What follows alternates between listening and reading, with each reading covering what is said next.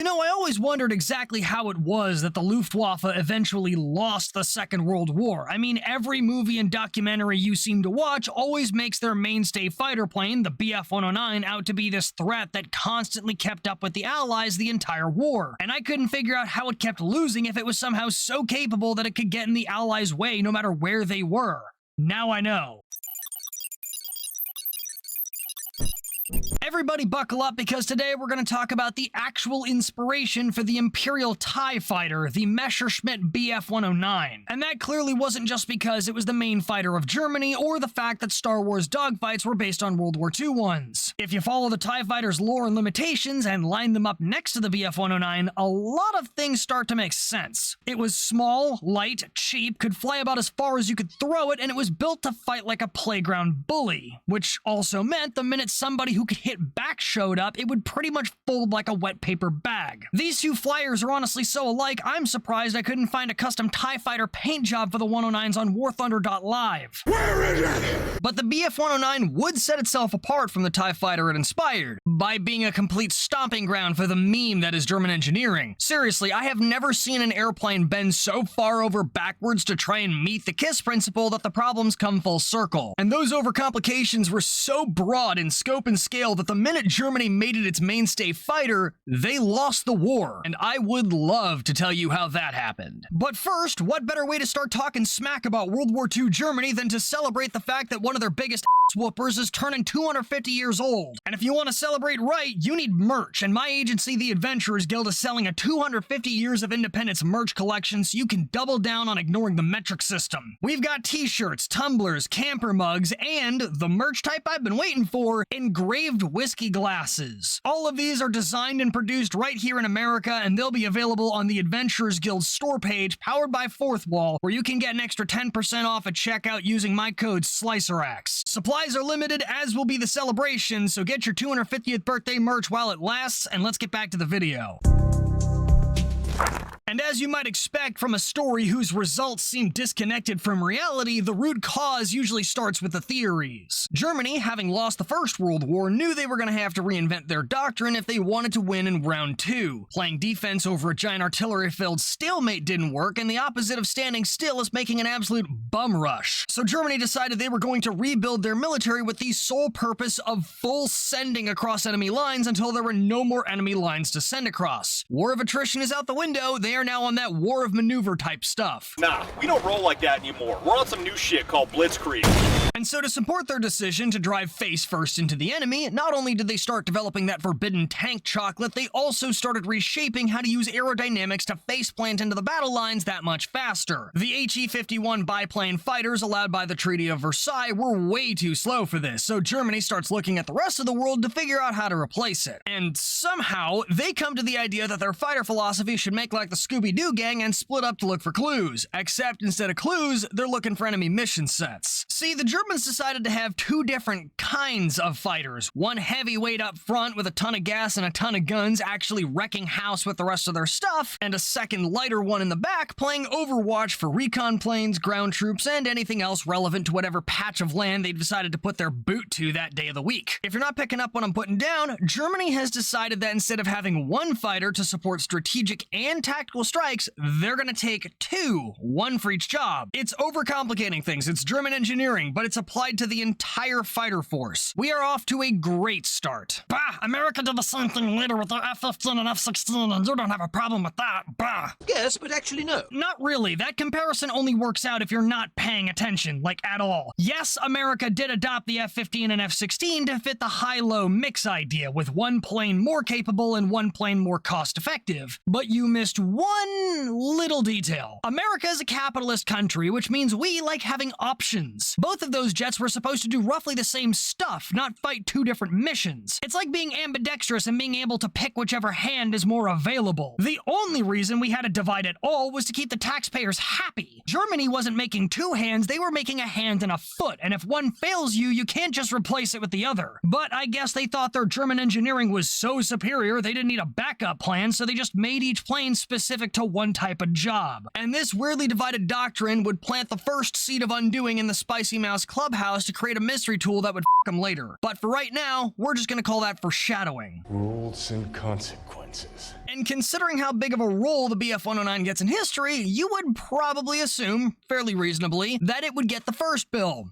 And you would be wrong. Not only would this aircraft be meant for nothing of the sort, but Germany would take your confusion a step further and give its mission set the title of Tactical Air Support, which is confusing because there is zero planet pounding intended. This plane will fight other planes. The end. And just like the TIE Fighter, it was supposed to win fights by beating down easier targets with raw weight of numbers. And so with the determination to build a fighter that represents their attitude of bullying the world, in 1934 the German RLM would issue a requirement for a single-engine, single-seat fighter with a top speed of at least 250 miles or 400 knot miles an hour and 2 machine guns. Though once the Hurricane and the Spitfire came out, that went up to include another gun through the prop hub. Oh, and they wanted to test it by 1935. So they have 1 year to make this brand new fighter plane just out of nothing, all while hiding it from the Treaty of Versailles under the designation of a courier aircraft. It's not the most impossible thing to do, but it's certainly not going to be easy. And so to max out their odds, they took a shotgun approach and sent development contracts to 4 companies: Arado, Heinkel, Focke-Wulf, and Bergisch Flugzeugwerke, or in English, Bavarian Aircraft Works. I call forth unlimited blade works. The Bavarian prototype design, led by Robert Lusser and Willy Messerschmitt, would eventually take the cake, and I cannot stress to you enough how borderline impossible that should have been. See, when Willy Wonka of the Not Chocolate Factory put in his submission for review in Flight Numero Uno on May 28, 1935, one of the people with the final say in the decision was a Luftwaffe general by the name of Erhard Milch. And back in 1931, a Messerschmitt-designed plane crashed on a test flight, killing the pilot Hans Hockmann. Hockmann was one of Milch's friends, and since Messerschmitt designed the plane and also didn't seem to care that he killed Milch's mon, Milch would go full anime protagonist and lose his shit. And since Milch was higher in the food chain pulling a He-Man,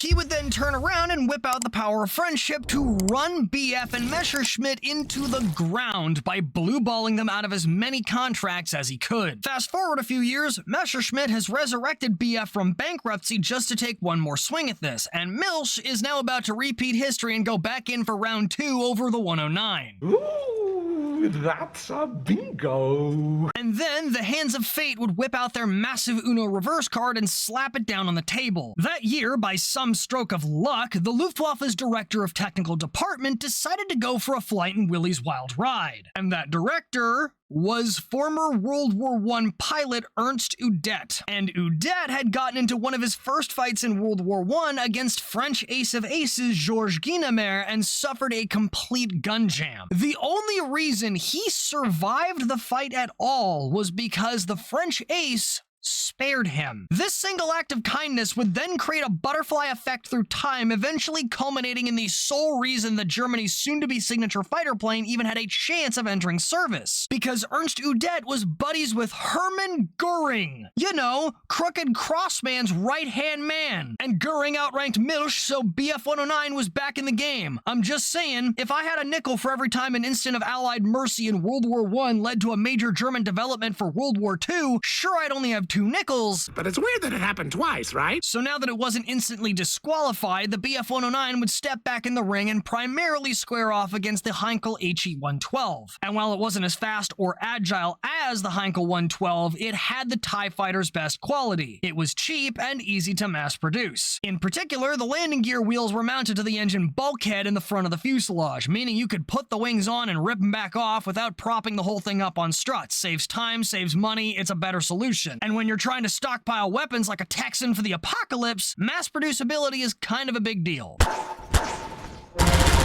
So the 109 wins, now they gotta make them, and after Not Mario the Drug Plumber rejected the Treaty of Versailles that year, it wouldn't take long for the entire world to notice there was a new set of wings in town. The Bf-109 would get its grand reveal in a flyover at the 1936 Olympic Games in Berlin, but it would get a shocking entrance the next year. Literally. Starting on July 23rd, 1937, the annual international flying meet would run its course in Zurich. And wouldn't you know it, Ernst Udet showed up. What was he flying? The 14th prototype prototype of the Bf-109. Unfortunately, he wouldn't get a whole lot of flying hours in because on July 27th, the fuel feed jammed in flight. No gas, no go, and with the spinner now giving him the bird, he has to glide it in. And he was doing great. Right up until the part where the tail caught a high-voltage railway power line that ripped off the ass end of the airplane and crashed the rest. And Udet, miracle madman he is, walked it off with friggin' bruises. Did you die? If so, you have officially beaten Jesus' respawn time. Can you tell us what happened out there? The 109 would continue to make headlines in November that year when a modified production unit set a speed record of 379.38 miles or 610.55 knot miles an hour. And then all that record keeping would get thrown into complete disarray in 1938. Messerschmitt would take over the revived Bavarian Aircraft Works and rename it to Messerschmitt AG, subsequently changing the aircraft's gamer tag to ME-109. Although both Bf-109 and ME-109 were used pretty much interchangeably by everybody in the war, because, German engineering couldn't stop at the doctrine, even the names have to throw you. Oh no, who would have seen that coming? But while the headlines were making the Bf-109 look real pretty, the new German fighter had already been out and getting its hands dirty. Before the 109 had its electrifying debut in Zurich, 24 of the first models had already been tasting blood. While Germany had already volunteered some of their flying death sticks to the nationalist side of the Spanish Civil War when it started in June 1936, their new TIE fighters wouldn't get involved until December, and 24 Bf-109As and Bs would begin a trial by combat.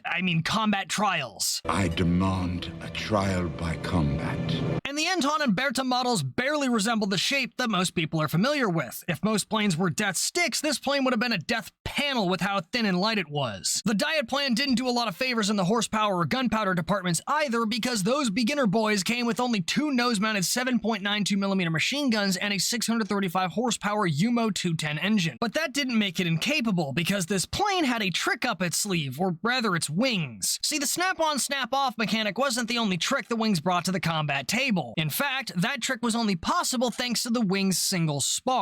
Wing spars are the main structural element that supports the wing and transfers the lift to the body, kind of like a bar for the end weights on a barbell. And most aircraft have a minimum of 2 wing spars, which usually work like a lifter and a spotter. The main spar handles the lift and the faux spar stops it from twisting. But the Bf-109 only has the 1 spar for lifting, so how do you stop it from twisting? Easy, you make the skin of the wing into a giant tubular faux spar, better known as a torsion box. So you get to resist the twist while saving the weight of a second spar. Work smarter, not harder. And while that sounds like it'd be a lot easier for the wings to fall off if someone like America rolled up with some good old Browning shell casting to invert your local bullet-to-air ratio, it wasn't that easy to fold the wings. Some reports make those things out to be pretty good bullet sponges, although the 1 spar shape would create another mystery mouse-catool for another time. But the diet plan made the 109 a lean machine, and those wacky wings also came with one more neat little trick. Handley Page slats. Basically, they were spring-loaded flaps that were pulled in until the plane started turning, at which point the centrifugal force, which is the one that pulls you away from the center, would yank the flaps out. But the springs would then yoink them back in when physics wasn't trying to take your wings off, creating this sneaky simple device that would let you stay fast going straight and hold your beer while you turn on a dime. It was so agile, in fact, that pilots would quickly learn over Spain that the 109 could take away the S, because it was such a playboy it would flirt with anybody, including Mother Earth. I will personally introduce you to the ground, and trust me, your relationship will be intimate. While the Umo engine might have only had 635 horsepower, that was still more than enough charisma to next day ship you to God. During takeoff, when a pilot got fast enough to lift the tail, they would have to lift it slowly, because if they threw it up too quick, the engine torque would throw the entire plane to the left and reroute you to a one-way delivery. The plane would return to sender while the pilot was returned to dust. You've got mail. Mounting the gear wheels to the fuselage was great for making cheap planes, but the problem was that you made cheap planes, because the small wheelbase made that delivery a lot harder to cancel. The vertical tail, begging you to call it average, didn't help the resistance either, so a lot of both fresh pilots and experienced ones going back for another round would lose track of their shipping and mail themselves to the afterlife. Mix that with poor landing visibility from the cockpit being shoved so far back, and you get a crash cocktail that would ultimately take out 10% of all Bf-109 Bf-109s, with 1,500 of them happening in just a 2-year time span. But the engine's torque was also the likely cause of the Bf-109's dogfighting Achilles heel, aka the fact that it turned much better left than it did to the right. But the engine torque doesn't play with the pitch rate, it mucks up the roll rate. Now, That's not the pitch moving, that's just me existing. And any aircraft running a piston engine would have to fight its own torque to roll against it, so the problem isn't the torque by itself. The 109 also makes for the worst possible switch. It's either taking the top or the bottom and staying there, because if it has to roll over, it's naturally inclined to move like the Zootopia DMV. T. Now, you'd have a hard time figuring that out when you're fighting it in chill mode, but at higher speeds, where the air applies more pressure against the wings because of Bernoulli's principle, the unboosted controls would take the pilot from flying the plane to attempting to dominate the atmosphere. And I'm pretty sure the Germans knew about that because they built the 109 to be like a bodybuilder in a tight shirt, as in it couldn't flex at full power because it would overstress the airframe and eventually tear it apart ahead of schedule from the repeated twisting force, which, if you'll remember, is exactly the kind of thing that a second spar is supposed to stop. German engineering strikes again, because the weight solution to min-max the agility is now hard capping the plane's ability to use it. Seriously, they managed to overcomplicate the most important and fundamental part of an airplane. It's a wing. It carries the weight of the plane and lets it move around the sky at whatever pace it's supposed to. Yes, I know there's a lot more math and fine details to it than that, but the underlying concept is pretty damn basic. At this point, I think we need to stop calling German engineering and start calling it art, because I feel like it takes some serious skill to f this up. You had one job. This might be the most subtle yet fantastic defiance of the KISS principle I have ever seen, because so far the Bf-109 is batting 1,000 for being the poster child of how to overthink everything. Doctrine? Check. Wing design? Check. Is there anything else? You had to ask. Remember how the Germans wanted to shove a gun in the nose of the plane to keep up with the firepower of the Brits? Well, at first, they couldn't figure out how to give the damn thing enough air to stay cool, so they went with the next best option and put guns in the wings. Next problem, the wings were designed to be so light there wasn't even space to put a fuel tank in them. And because they decided to build the wing with just one spar, it had to be pushed towards the middle of the wing to effectively support everything attached to it, which in turn stopped them from having the room to mount a gun in said wing without punching a hole in the spar to feed it through. That weakens the wing's entire structure, but wait, it gets worse. Since the wing was so thin, they also couldn't properly fit the magazines for those wing guns and reliably feed the rounds. So they had to custom build another German-engineered solution by making the magazine and feed span the entire length of the wing. So needless to say, despite the success the Bf-109s had in their 2 months of aerial combat over Spain, they were going to need some improvements. And naturally, Germany fixes basically nothing. By 1939, Germany had gone through the Caesar and Dora 109 models, and the Bf-109E or Emil had joined the server. Except the only real difference with the new player in town was the addition of more steroids. Oh.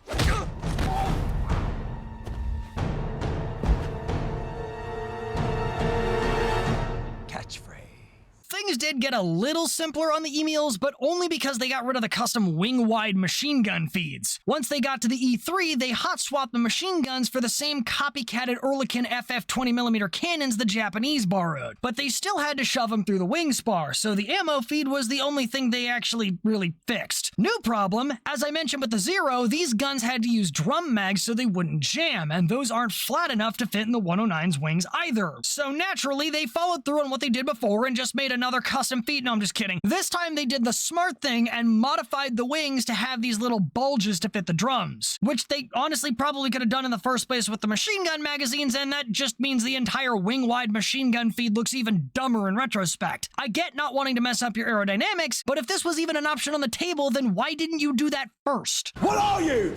An idiot sandwich. But like I said, that was the only fix they bolted on here. The engine torque problem sure didn't get any better because the Emils were the first 109s to have the soon-to-be famous DB601 engines with their fuel injection, inverted carburetors, and split-second diving buff over anything with a Merlin in it. These brought a starting point of 1050 horsepower to the race for air superiority and pushed the E's to a top speed of 357 miles or 575 knot-miles an hour. And it was these Emils that would make the public service announcement of the opening of the Second World War on September 1st, 1939. E3s made up the bulk of the 200 Bf-109s that led the attack into Poland and officially got the rest of the world to look at Germany like the Eye of Sauron. The Brits declared war 2 days later, and the Luftwaffe was clearly spawn camping that declaration because the same day Bf-109s would get their first taste of tea when they shot down 2 Wellington bombers while flying top cover for the battleships Gneisenau and her leading sister, Scharnhorst, which in my opinion is the actual best battleship Germany ever made. Bah! The Bismarck and the Tirpitz were better than the Scharnhorst. Bah! What you just said is one of the most insanely idiotic things I have ever heard. Everyone in this room is now dumber for having listened to it. Are we really doing this right now? I already made a whole hour-and-a-half long video telling you why you're full of shit. Did they have more guns? Sure, I'll give you that. But a bigger turret count doesn't always make a better battleship. Scharnhorst was so effective, the Brits had to set a whole trap just for her. Meanwhile, the Bismarck sailed one mission and died, and the Tirpitz spent most of her life in a fjord and most of her afterlife as German road cheating. Nobody cares. Anyways, the Bf-109s over Poland would shoot down 200 Polish planes in a single month, though the Polish AA gunners were doing what Poland does best and biting down, taking out the bulk of the 67 109s lost in the offensive. Pause for just a second here. Poland gets treated like a speed bump at the start of World War II history, but I think World War II history needs to shut up and take a backseat for a second because these guys took out a third of the attacking fighter force, mostly with ground fire. Little European Texas ain't new, they've been that way, and they showed up to this party with an AA gun behind every blade of grass. And get this, Germany had 946 Bf-109s in service at that time. They could have leaned forward in the gaming war chair a little bit and tried harder, but instead they decided to take it easy and almost got their ass beat for it. So Germany struggles to stop Poland in what really just feels like more foreshadowing, and in the meantime, they would slowly work towards the next version of their flying NPC, the E4 variant, which genuinely sounds like you're just begging a certain mafia that doesn't exist to come out of nowhere and tactically acquire somebody's stuff. Don't take my stuff. You rang. Except the only thing these 109s would acquire is more power, more problems, and finally, more pilot protection. Guess Germany finally caught on to the idea that getting your back door laid into is only fun when you're there to enjoy it. Small steps, but for this plane, every step forward seemed to also be met with 2 steps back. By this point, it's the spring of 1940, and Germany is blitzing their way to France to lay some of the groundwork for internet meme culture. And this time, they weren't just bullying a weaker military into the ground, they were up against Britain and France. They'd also finally bought enough Bf-110 heavy fighters to actually try their whole strategic plus tactical fighter doctrine. And you'll never guess how that went. Fools. Huh. Consequences. Turns out the mystery mousecatool they got from that split fiction of a fighter theory was the law of greater agility, and that stated Allied air forces had the right of way. The Allies would proceed to rock the 110s like hurricanes, forcing the Germans to redirect their 1,000 available tactical fighter Bf-109s to plug the new strategic asshole they just ripped. The much more nimble 109s would do a much better job at complying with the natural laws, and it was these planes that would turn 3/4 of France's flying baguette launchers into an all-you-can-eat buffet. But the damage was already done, and now Germany's 2-part fighter doctrine looks like it was written up by somebody who measures their personality with a fucking star chart. What are you? I'm a Virgo. So the Germans look at the Bf-109, then at the Bf-110, then back at the Bf-109, and they're like, it takes us 1/3 of the gas, 1/3 of the price, and half the manpower to get ourselves TIE fighters as it does to run this flying dump truck. Why the hell are we still using it when we don't even have that many of them? And so they decided to have the Bf-109s take the Bf-110's jobs permanently. So the plane designed to do less is now going to have to do more, and the limitations of that decision would become obvious enough for even Stevie Wonder to see it almost immediately by the Battle of Britain on August 13th, 1940, because the 109s clearly also inspired the range of the TIE fighters. Even fielding mostly E4s, the Bf-109s just didn't have the gas tanks to fly long-range missions. like the flight across the English Channel. By the time they made it to the British Isles, the aircraft would have to dip after only 15 minutes, and they weren't making it home. Don't get me wrong, some people might say that a climactic 15 minutes of fun is an eternity, but the mistress spirit of war always demands more. Every mission was a calculated gamble, and man, some pilots were bad at math. Well, shit. As a side note, that short range did have a benefit, albeit an unintentional one. Much like the TIE fighter, the limited flight range made defecting almost impossible. Because you'll never believe it, some Germans were just a bit clairvoyant and could clearly tell they were on the wrong side of history. While a small handful of pilots defected from Germany during World War II, only 5 of those defections happened in Bf-109s. 4 of them came from the volunteers of the Croatian Air Force Legion, and the first of those didn't happen until mid-1942. But in Germany's case, that lack of range would be an actual fucking problem, so they would use the E-7 models to add room for an 80-gallon or 300-knot-gallon drop tank or optional bombs, both modifications that would be carried over to the next 109 in line.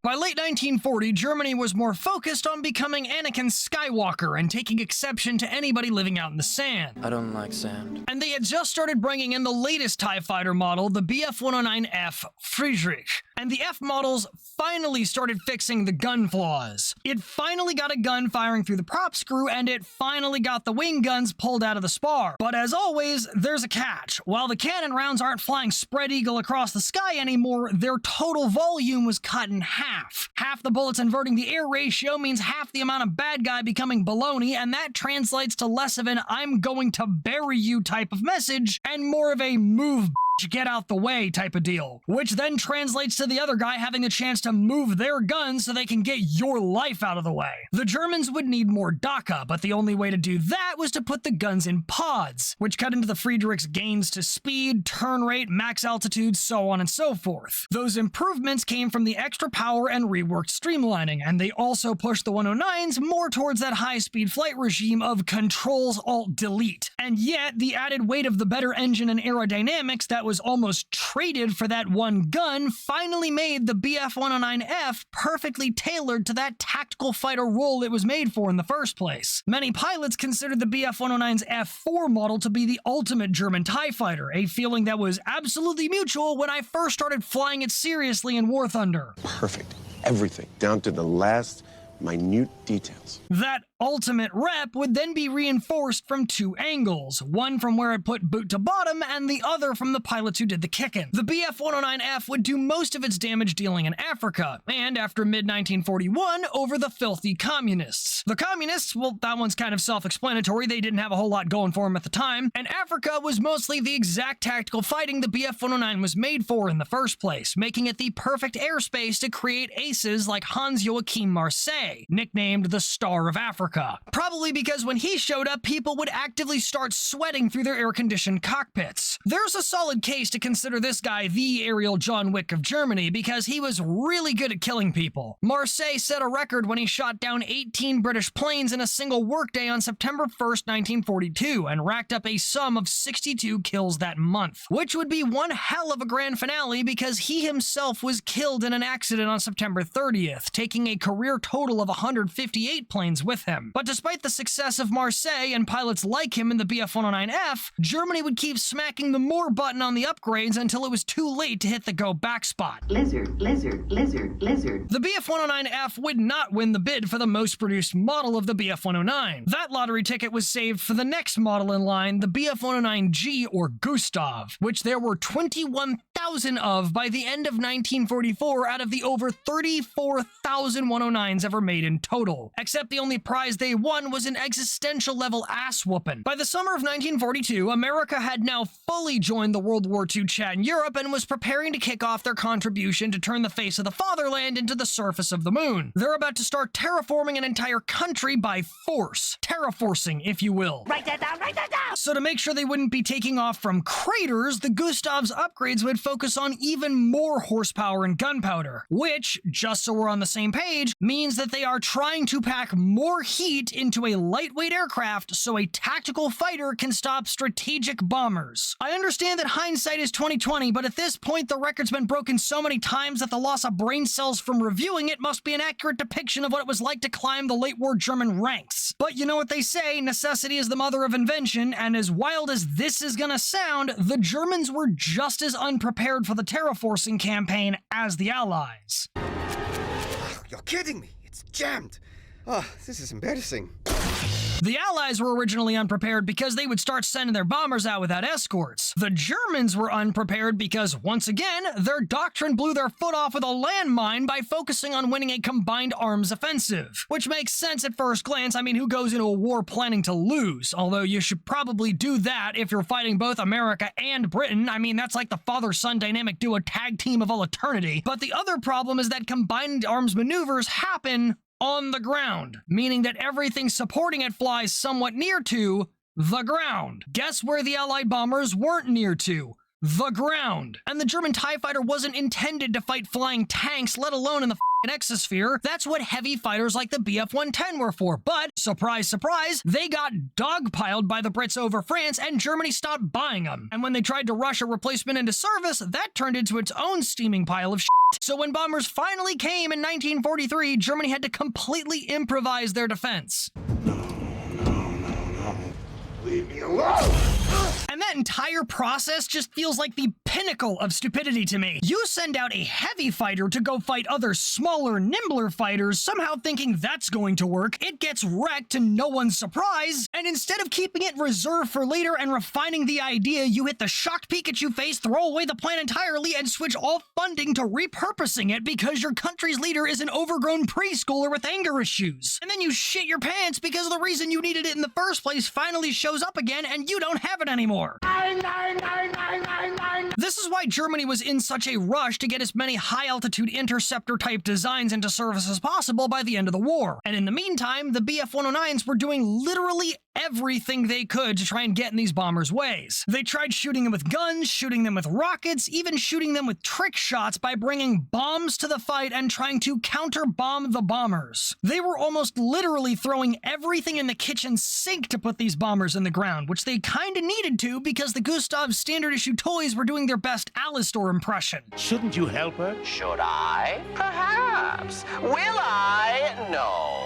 Do I enjoy being difficult? Most definitely. The new engine added both power and weight, which pretty much just train wrecked the 109's agility. And the new guns had problems of their own. Adding the 13mm machine guns made the plane even more of an aerodynamic disappointment during fun time because the nose didn't have enough room underneath the metal sheets. So, just like the old wing guns, they had to give the nose a disease and add boils to fit the ammo feed. Yes, that's what the Germans called them. They referred to those things as boiler or boils. The newer 30mm cannon through the nose wasn't landing a whole lot of dates with its slow fire rate and muzzle velocity either, or its limited endurance. I mean, ammo pool of 65 rounds. The Gustavs may have gotten an upgrade, but they might as well have been throwing rocks at the enemy, and honestly, they could probably fit more of those on board. Roll the cheese!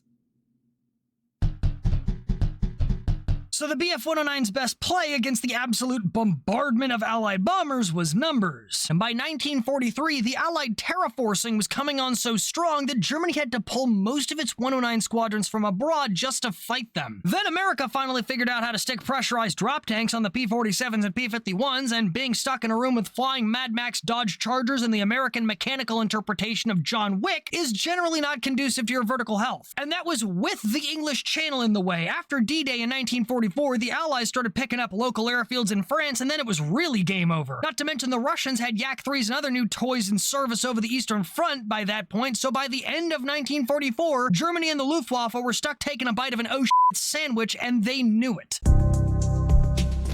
The German Empire was running out of steam for their starfighter fleet, and so on New Year's 1945, they would take one last shot at pushing the Allies out, known as Operation Bodenplatte. This surprise attack on Allied airfields in Belgium was completely unannounced to their AA gunners for secrecy, which immediately bit them in the balls because to the gunners, a big fleet of planes meant the Allies were coming, and they needed to start hanging explosive lanterns all over the sky. So a quarter of Germany's force got blue on blued, and then they lost 100 pilots and a metric ton of planes in the actual attack. It was a complete disaster that backfired and killed the Luftwaffe for the rest of the war. The only major event by German 109s after that was the Sonderkommando Elba, where a handful of volunteer pilots decided to cosplay as the Japanese without committing to the bit. And probably because planes move faster than boats and usually bring more friends, the bomber rammers killed more themselves than they did targets, and the entire attempt was eventually thrown out. These events would only serve to nail the forever box shut on the 109, because by the time they'd thought about replacing it, Germany was already too busy getting its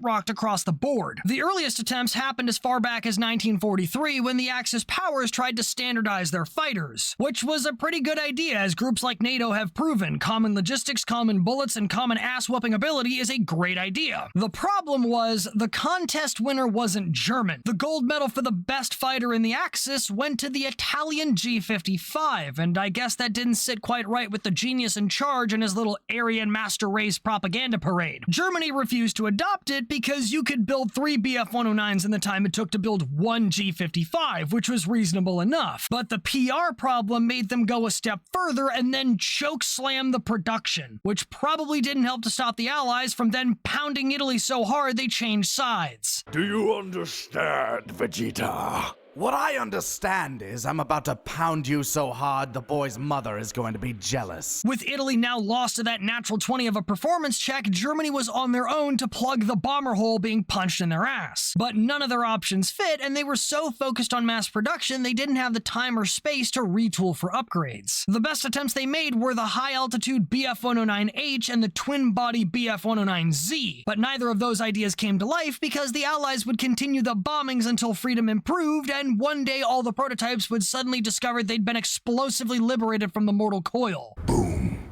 The end. Start again. The only adjustment they could make was the Bf-109K, which was basically just a subtle last-minute pump to the G model's upgrades, aka more horsepower and gunpowder, less roll rate and turn rate, same buffs, same problems, same results. Weird side note though, Germany did actually try to make a carrier-based version way back when, but that never took off, pun intended, because the rivalry between the Luftwaffe and the Kriegsmarine made the rivalry between the US Air Force and Navy look like a bedroom roleplay. That rivalry would subside after the head of the Crooked Cross Party said "F the Navy" after the British beat him in Battleship, but it also caused a naval blockade that stopped Germany from being able to supply some of their export customers. Because with the Gustav's production finally hitting large batches, Germany actually had some room for exports. Most countries like Italy, Finland, Hungary, Romania, Bulgaria, Croatia, and Slovakia would take various models of the Bf-109s as is, and Japan would test it but only care for the engine. The Finns, meanwhile, would go on a commie-crushing rampage when the Soviets invaded them on June 9, 1944, turning Soviet meat walls into ground beef by claiming 663 kills in a month. I don't even think I need to say pause at this point. It's Finland. We're not even surprised anymore. But if you'll humor me just a bit longer, Finland only ever had 121 Gustavs, or as they called them, Mersus. That means, even with modern estimates only able to confirm a third of that total, they got twice as many kills as they even had 109s.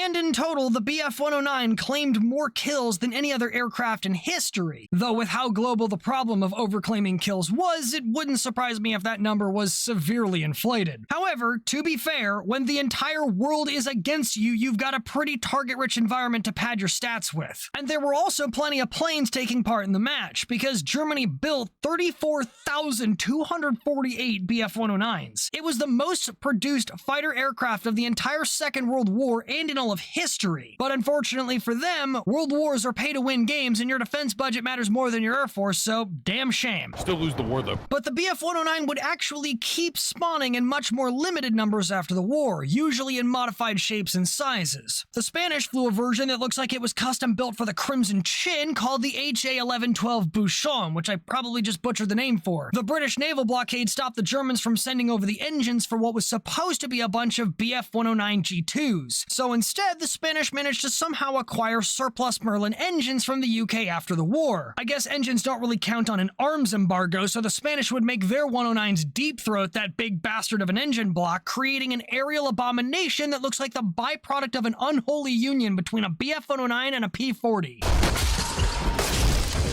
Czechoslovakia would also build their own version of the 109K with the UMO engines from some of Germany's He-111 bombers called the S-199s. These would be the last 109 variants in service anywhere in the world, only being retired in 1967, but not before a brutal twist of irony would see 24 of these German-derived planes delivered to the Jewish state of Israel in 1948. I don't think they needed to hold a grudge to notice it wasn't a very good plane, though. The Sakin, or knife as they called it, was unreliable, had constant gun jams, and sometimes the interrupter gears would fail and the plane would shoot off its own propeller like World War I was making a comeback. So within just a few years, they'd gone and replaced their Sakins with the aircraft most known for turning its 109 ancestors to ash, the Spitfire. And that concludes the saga of the Bf-109, Germany's own TIE fighter. It may have been the most produced fighter plane in history, but it was stuck fighting a war it was never made for. And by the time Germany finally figured it out, there was no chance of this over-engineered piece of work, or them, catching a dub. Thank you for watching. Don't forget to check out my fourth wall, grab some merch for America's 250th birthday with code SlicerX at checkout, and other links in the description below. And if you want to watch my Twitch streams but can't always catch them live, go check out my VOD channel linked up in the corner there. And as always, if you like what you saw, please consider checking out some of my other videos. You might like what you find. Until next time, dismissed.